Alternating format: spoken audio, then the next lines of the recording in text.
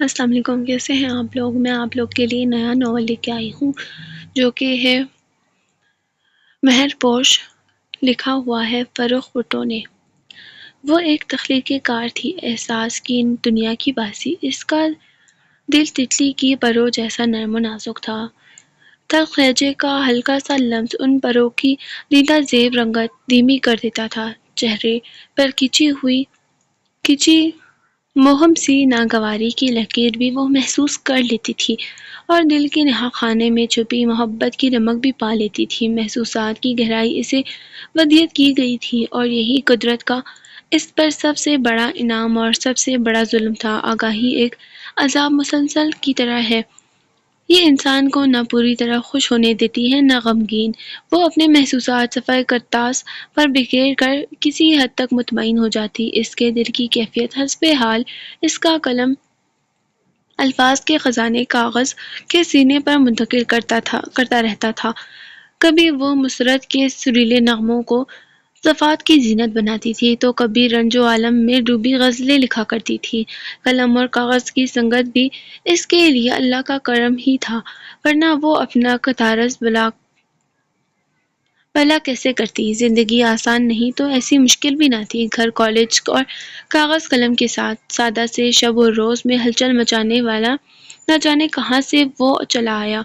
وہ گھر سے کالج تک کا فاصلہ پیدل چلتے ہوئے اور بہت مگن سے انداز میں طے کرتی تھی۔ سفید یونیفارم پر گلابی رنگ کی وی اور اس کے اوپر سفید چادر سے اپنا سانچے میں ڈلا وجود چھپائے، بیگ کندھے پر لٹکائے، سینے سے فائل لگا کر وہ آنکھیں جھکائے 15 منٹ میں کالج سے گھر اور گھر سے کالج تک پہنچ جایا کرتی تھی۔ وہ اتنی خاموشی اور خود میں مگن رہتی تھی کہ لڑکیاں اس کو سفر کا ساتھی بنا کر پچھتایا کرتی، لیکن بظاہر تنہا نظر آنے والی وہ تنہا نہیں تھی۔ صبح بیدار ہوتے ہی اس کے ذہن میں الفاظ کا جمع غفیر شور مچانے لگتا تھا۔ منہ ہاتھ دھوتے، ناشتہ کرتے، بال بناتے اور سر جھکا کر چپ چاپ کالج جاتے ہوئے اس کو رنگینی خیال اپنا ہمسفر بنائے رکھتی تھی۔ نظمیں غزلیں تو ایک تواتر سے شعور کے دروازے پر دستک دیتی، مکمل آمد کا سلسلہ جاری رہتا۔ سویرے ہی شعروں کی آمد اتنی افراتفری میں ہوا کرتی تھی کہ وہ کنگھی سنگھار میز پر چھوڑ کر، نوالہ منہ میں رکھ کر یا گیلے بالوں کو بنا پونچھے کاغذ قلم کی طرف دوڑتی، یا موبائل کا نوٹ پیڈ کھول کر کٹا کر ٹائپ کرنے میں جٹ جاتی۔ آدھی ادھوری نظمیں، نامکمل غزلیں لکھ کر فرصت کے اوقات میں مکمل کرنے چھوڑ دیتی۔ یوں اس کا دل ہلکا ہو جاتا، روح پر سے دھرا بوجھ سرک جاتا۔ وہ اکثر سوچتی، الفاظ کو معلوم نہیں کیا میں مصروف ہوں، یوں ستانے کو صبح سویرے ہی چلے آتے ہیں، کچھ صبر سے ذرا دیر کو ٹھہر کر آئیں تو بھلا ان کا کیا جائے۔ پھر اپنے ہی خیال پر خود ہی مسکرا دیتی اور اسی مسکراہٹ کو لبوں میں دبائے کالج میں چلی جاتی۔ مگر جس روز سے اس کو اپنے وجود پر کسی کی غیر معمولی نظروں کا ارتکاز محسوس ہوا، اس کی یہ معمول کی مسکراہٹ کھونے لگی تھی۔ عورت کی چھٹی حس بھی کیا شے ہے کہ مہر پوش جو اپنے میں مگن رہتی تھی، پتر گنتی سر جھکائے کالج جایا کرتی تھی، لیکن ایک دم جیسے چوکنی ہو کر چاروں طرف بغور دیکھ کر چلنے لگی تھی، اور وہ کوئی چھپا ہوا احساس تو نہیں تھا، پورا سالم بندہ تھا جو فوراً ہی نظروں میں آ گیا۔ اس کا سفید سنگ مرمر کا بنگلہ کالج کے راستے میں ہی پڑتا تھا، جس کی باؤنڈری وال سے جھانکتے سفیدے اور پام کے اونچے درخت مہر پوش کو گردن اٹھا کر اپنی طرف دیکھنے پر مجبور کر دیتے، لیکن ایسا کم ہی ہوتا تھا۔ عام طور پر وہ کسی بھی منظر پر دھیان نہ دیتی، اور اب یہ پام کے درخت جیسا اونچا پورا بندہ روز ہی اپنے بنگلے کے آگے رکھی کرسیوں میں سے کسی ایک پر براجمان نظر آتا۔ ٹی شرٹ اور ٹراؤزر میں ملبوس اونچا لمبا قد، سرخ و سفید چہرے، ہلکے کرلی قدرے الجھے بال، نیند کے خمار سے بھری آنکھیں اور آنکھوں سے ظاہر ہوتی وارفتگی، وہ بطور خاص جیسے مہر پوش کا دیدار کرنے کو نیند سے لڑ جگڑ کر بیٹھا تھا۔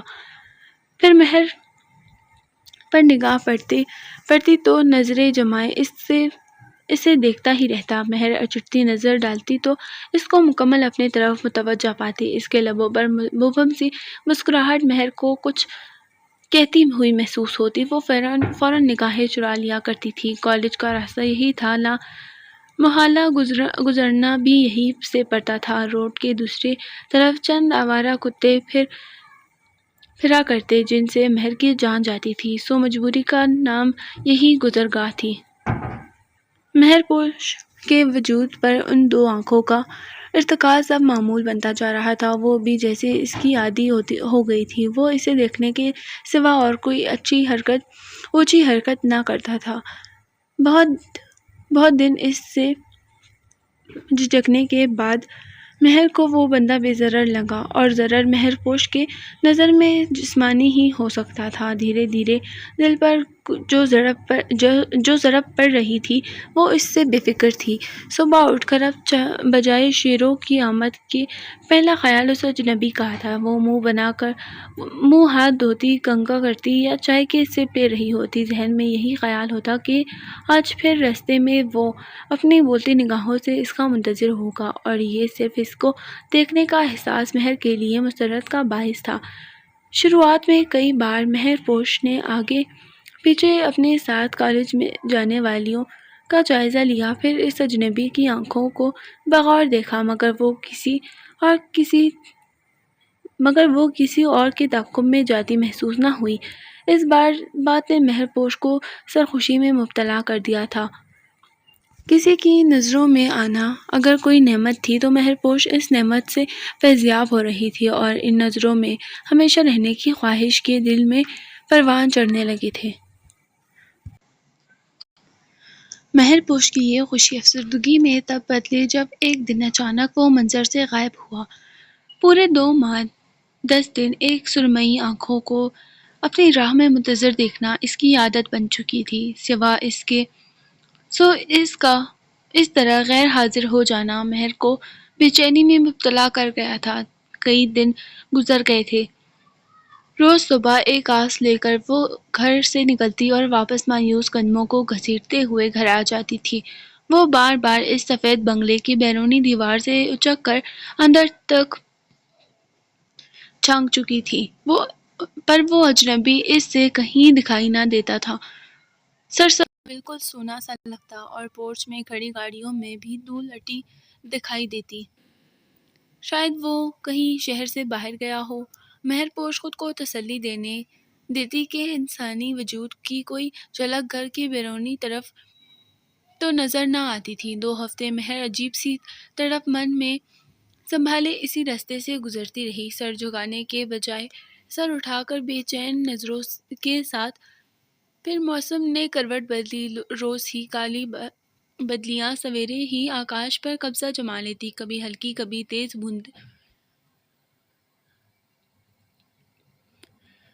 بوندیں بادلوں کا حصار توڑ کر شوخی شرارت لیے زمین میں بوسے لینے کو برس پڑتی۔ ہر منظر نکھر کر خوشگوار ہو جاتا۔ لڑکیاں بھی ایسے میں چنچل ہنسی اور شوق باتوں کے سنگ کالج جانے لگی، لیکن مہر کو یہ موسم مزید اداس کر گیا تھا۔ اس دن بھی وہ کالج سے واپسی پر بے دلی سے قدم اٹھاتی گھر کی طرف چلی جا رہی تھی کہ اچانک ہلکی سی برستی بارش نے تیزی پکڑی، اور لمحوں میں سب کچھ جل تھل ہو گیا تھا۔ مہر دونوں اطراف سے ہوتی پانی کی بوچھار سے بوکھلا گئی۔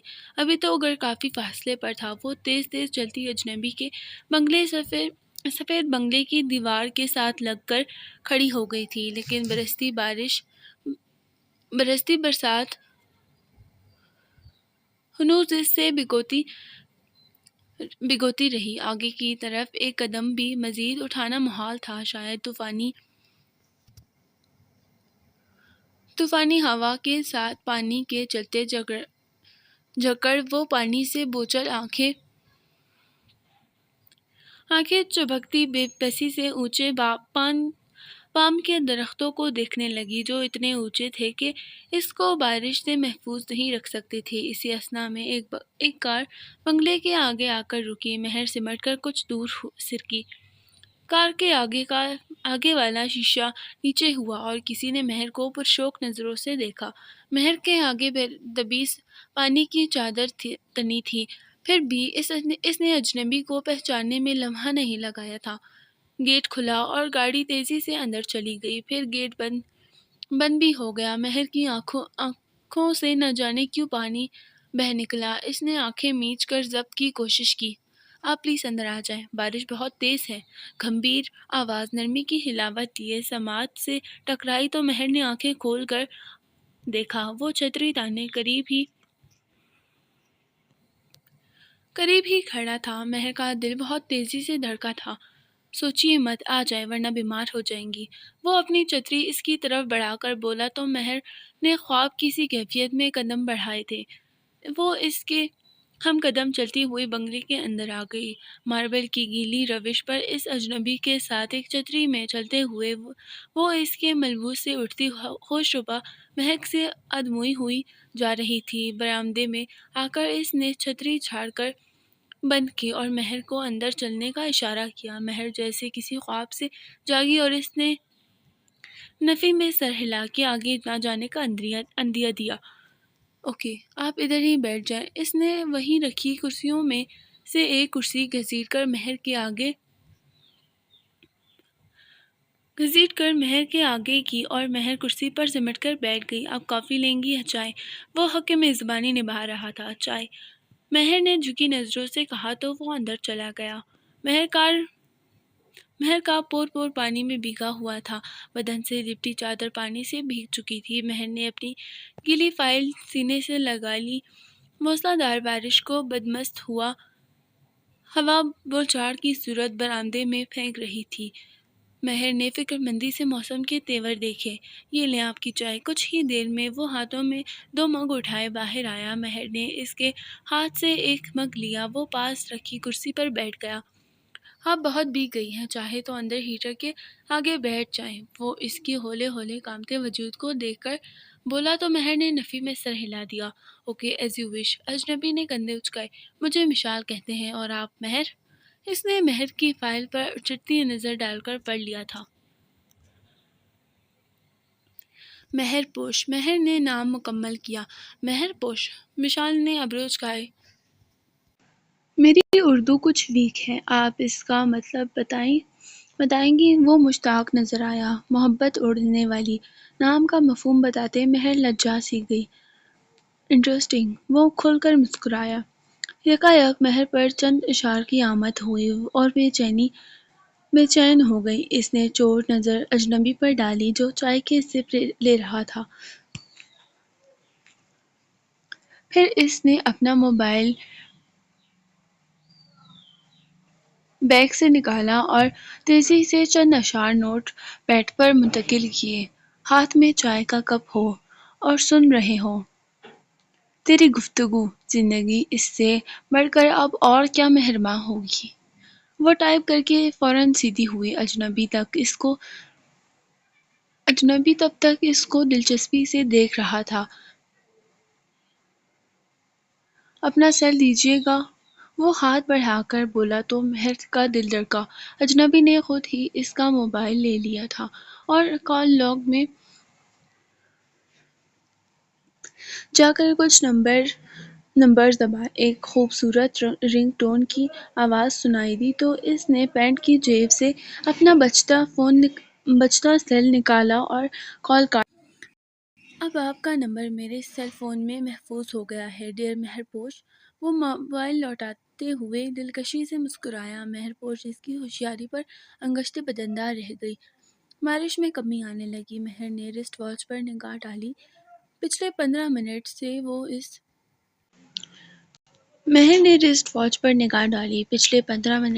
وہ اس شخص کے سامنے براجمان تھی جس کو پچھلے 15 دنوں سے وہ دیوانوں کی طرح کھوج رہی تھی۔ وہ تشکر سے آسمان سے برستی بوندوں کو دیکھنے لگی جو اس کے بے قرار دل کا چین لوٹانے کا سبب بنی تھی۔ اس خوبصورت موسم میں اجنبی کے ساتھ یوں بیٹھ کر بات چیت کرنا اس سے ایک خواب لگ رہا تھا۔ مجھے اب گھر چلنا چاہیے، وہ نہ چاہتے ہوئے بھی اٹھ کھڑی ہوئی۔ اتنی جلدی؟ مشال کے چہرے پر بے چینی چھلکی۔ جی، اماں پریشان ہو رہی ہوں گی، وہ دھیمے لہجے میں بولی۔ میں آپ کو گھر تک ڈراپ کروں گا۔ اس نے آفر کی تو مہر نے نفی میں سر ہلا دیا اور قدم تیزی سے باہر کی طرف بڑھائے۔ اوکے، لیٹ می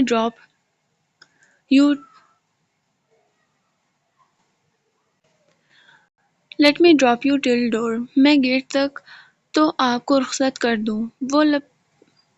وہ لپکتا پیچھے آیا۔ گیٹ تک پہنچ مہر کے قدموں میں سستی آئی۔ وہ جانے سے پہلے اجنبی کو ایک نظر دیکھنے کی چاہ میں پلٹی۔ اجنبی پیچھے ہی کھڑا تھا۔ مہر نے اس پر الوداعی نگاہ ڈالی۔ اجنبی کی پرشوق نظروں کی تاب نہ لا کر جھکا لی۔ Nice to meet you. اجنبی نے بے تکلفی سے اس کا ہاتھ تھام لیا۔ اجنبی کی اس اچانک حرکت نے پر مہر کام سی گئی۔ اللہ حافظ۔ اس نے تیزی سے اپنا ہاتھ اس کی گرفت سے چھڑوایا اور بعجلت دروازہ پار کر گئی۔ اس بار قدموں میں پہلے سے زیادہ تیزی تھی۔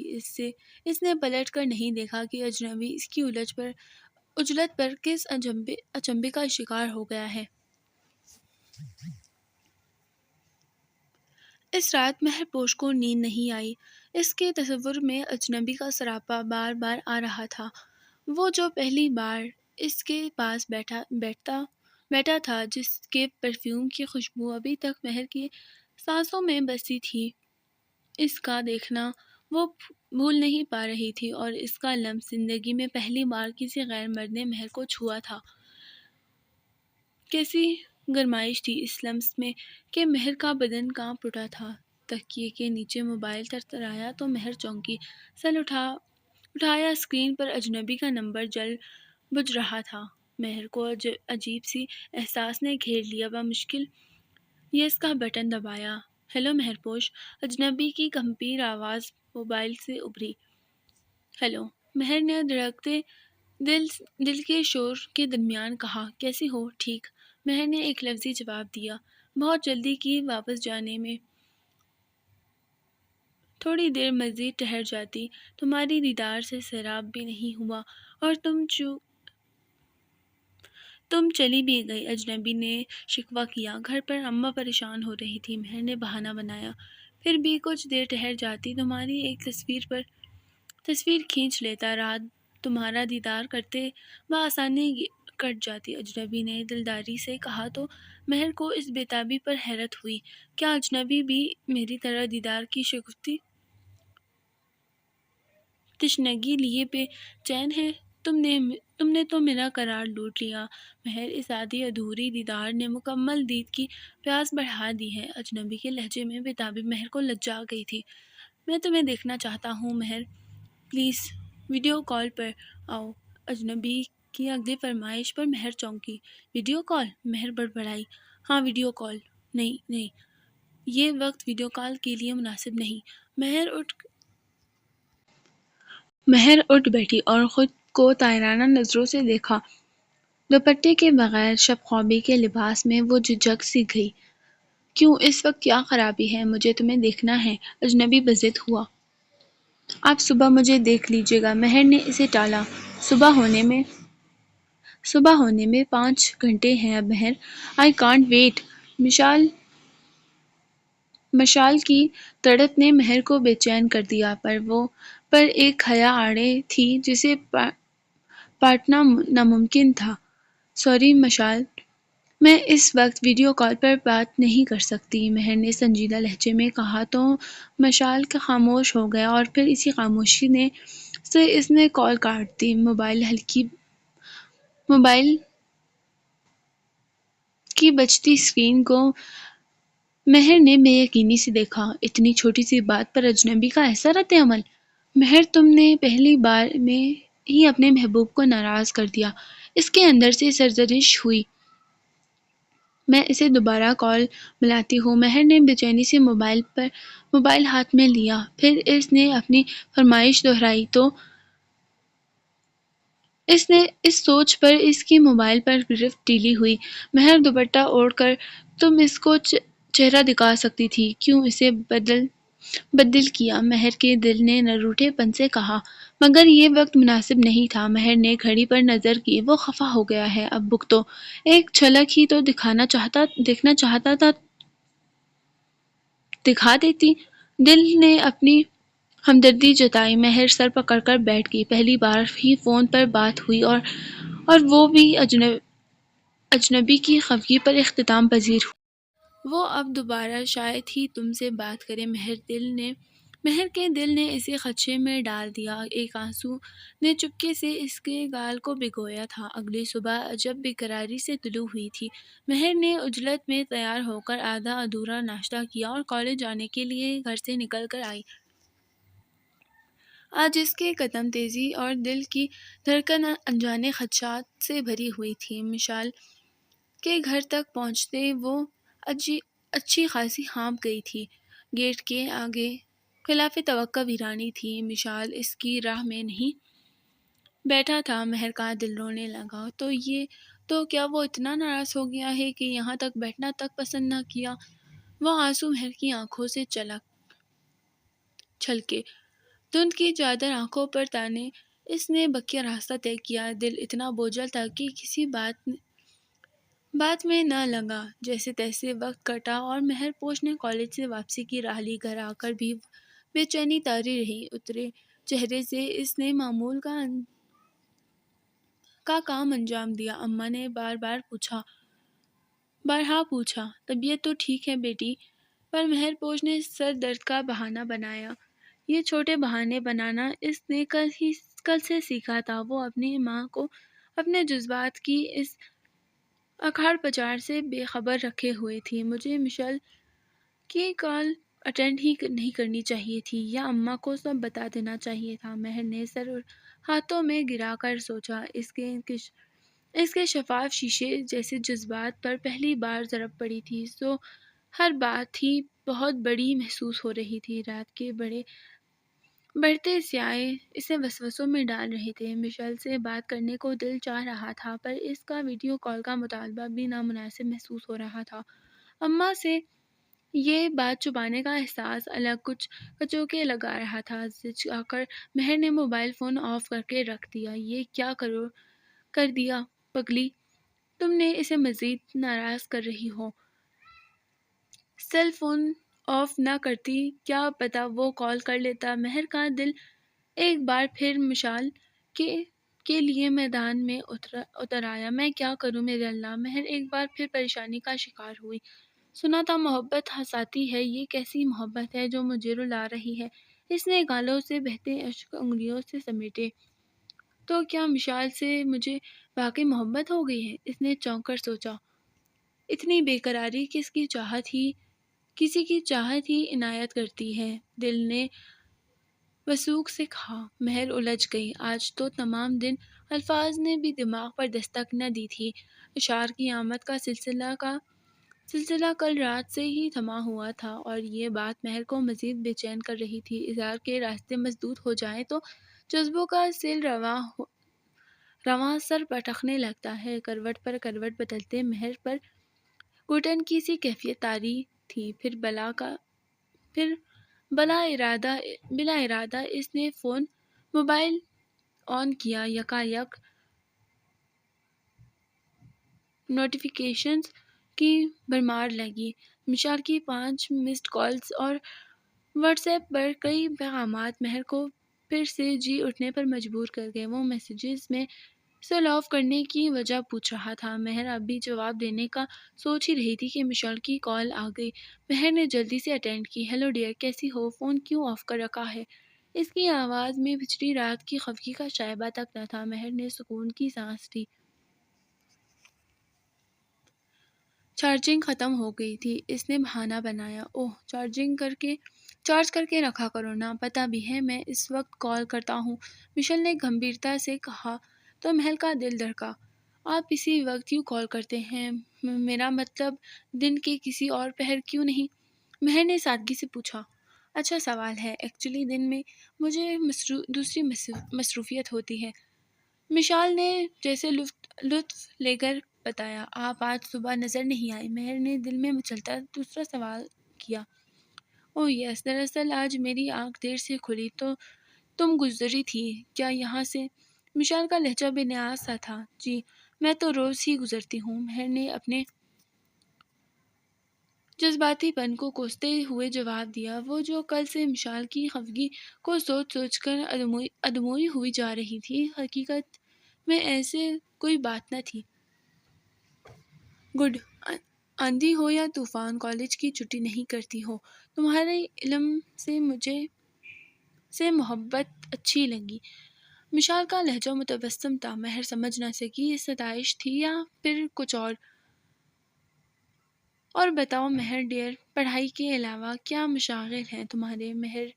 مشال نے ہلکے پھلکے انداز میں پوچھا تو مہر نے مختصر اپنی روٹین بتائی۔ پھر اسی انداز میں دونوں نے ڈھیر ساری باتیں کر لی۔ زیادہ تر مشال ہی بولتا رہا، مہر حسب عادت خاموش تھی۔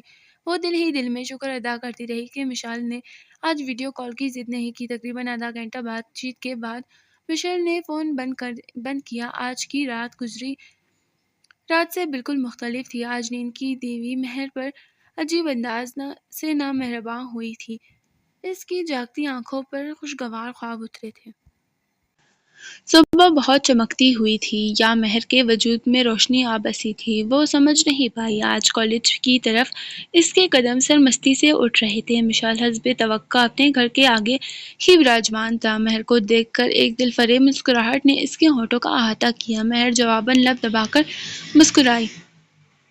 اس کے پاس گزرتے بے طرح جھجک نے مہر کو اپنی لپیٹ میں لے لیا تھا۔ دل الگ لے پر دھڑک رہا تھا۔ مشال کے لب اسے کچھ کہنے کے لیے وا ہوئے، پر وہ تیزی سے اس کے پاس سے گزری کہ وہ پیچھے سے پکارتا ہی رہ گیا۔ کالج میں سارا وقت آج بھی مشال کی سوچوں کے نام ہوا۔ وہ تقریباً غائب دماغی سے پیریڈ لیتی رہی، پھر باقی وقت اس نے لان کی بینچ پر اکیلے بیٹھ کر مشال کے خیالوں کے ساتھ گزارا۔ اس کے ذہن میں اب شاعرانہ خیالات کی جگہ نہیں رہی تھی۔ وہ اپنے محبوب کو سوچتی، آس پر اپنا وقت ضائع کرتی۔ مشال کو سوچنا بہت قیمتی تھا، باقی ہر چیز ثانوی۔ کالج کے بعد گھر پہنچ کر دن ڈھلنے کا انتظار کتنا کیف آفری تھا۔ مشال نے اپنے مخصوص وقت پر کال کی۔ آج بھی مہر سے اس نے ڈھیروں باتیں کی۔ مہر کے متعلق چھوٹی چھوٹی معلومات اس نے نہایت دلچسپی سے حاصل کی اور اپنے متعلق بھی بتایا۔ وہ 2 بھائی تھے، والدین کا انتقال ہو چکا تھا، وہ یونیورسٹی میں زیر تعلیم تھا، پڑھائی کا بڑا بھائی سول سروسز میں اور شادی شدہ تھا۔ مشال کا ارادہ تعلیم مکمل کر کے بیرون ملک جانے کا تھا۔ مشال نے اس رات مہر کے معصوم اور سادہ حسن کے بے حد سراہا تھا۔ اس نے بتایا کہ بناوٹ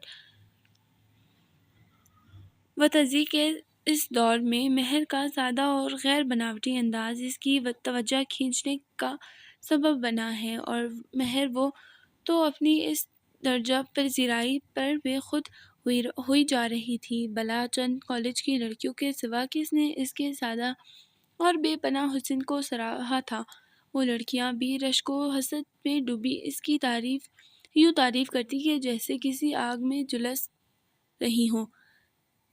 ایسے بے ساختہ اور کھلے دل سے کسی کی گئی ستائش تو اسے کہیں نہ ملی تھی۔ مہر خوش تھی، بے حد خوش، اور اس خوشی میں ماں کو اس بات سے ناواقف رکھے جانے کا پچھتاوا کہیں گم ہو گیا تھا۔